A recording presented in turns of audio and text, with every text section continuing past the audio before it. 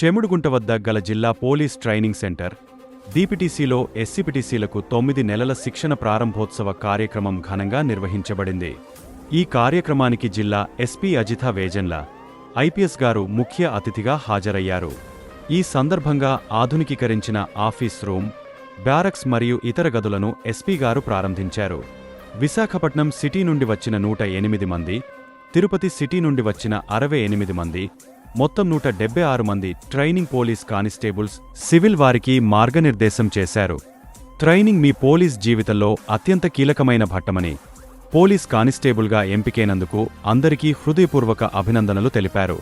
క్రమశిక్షణే police జీవితానికి పునాది అని, శిక్షణ కాలమే భవిష్యత్ సేవలకు బలమైన ఆధారమని పేర్కొన్నారు. పోలీస్ యూనిఫారం అందరికీ ఒకటే అయినా హోదాలు భిన్నంగా ఉంటాయని, కాని పోలీస్ చిహ్నం మాత్రం అందరికీ ఒకటేనని ఎస్పీ గారు తెలిపారు.